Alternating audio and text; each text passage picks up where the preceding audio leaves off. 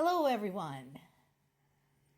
From the "so Putin is a filthy liar" category, here we have another item. Now, so far, this is just reported by CNN. As I told you many times, I don't particularly trust CNN, so I'm going to go in and work more on this.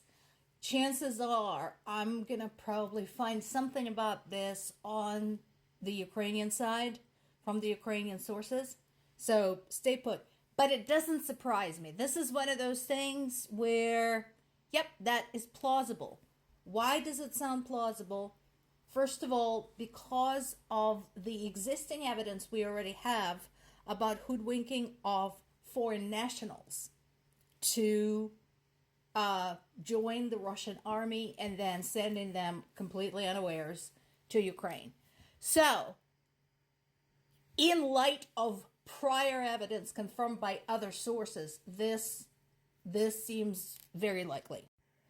And we do have information from Ukraine's Kursk operation, where we had basically completely unprepared, barely trained soldiers surrendering to the Ukrainian military because they literally didn't know what to do and were abandoned by their command.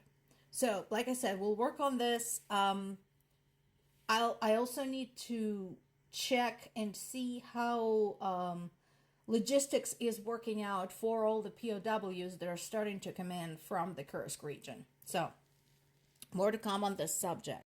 Not surprisingly, when CNN reached out to Russia's defense ministry to talk about this and asked them why they basically shipped a bunch of raw conscripts to war, obviously they got a no answer, no surprise there. But again, this is my question, has been my ongoing question to Russian people. Why do you bother with this prick anymore? Aren't you tired of dying for Putin? Aren't you tired of sacrificing your children for this asshole?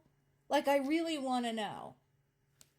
So that story about unprepared soldiers having to deal with the advances of Ukrainian army dovetails with this, talking again about surrender by Russian troops. There is a piece in Bloomberg, and there's another piece from one of the Ukrainian sources that follows the movement of Ukrainian army specifically. So, at this point, we have drone videos, photographs.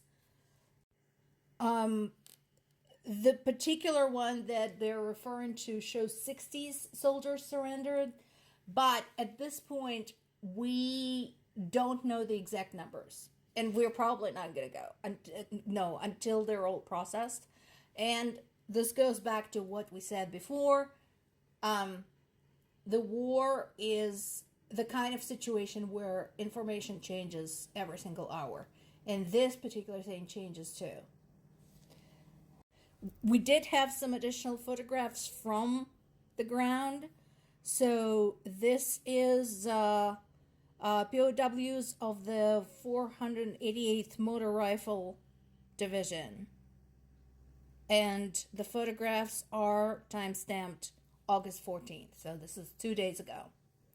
And like I said, more to come to Russia's pundits who are screaming, "Oh my God, our boys having to kneel before the filthy Ukrainians." Again, I would be happy if I saw this, because your boys are alive. They look relatively well, not happy. Of course they're not happy.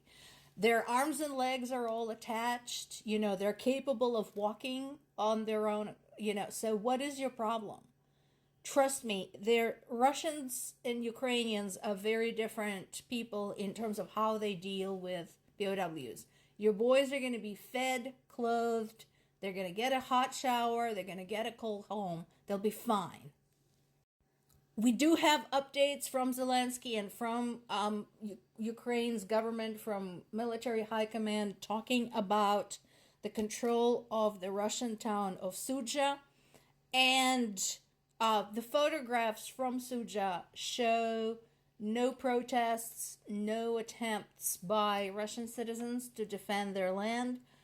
Basically, the only photos we got from the area so far are Ukrainian soldiers stopping Russians living there from marauding the houses of their neighbors.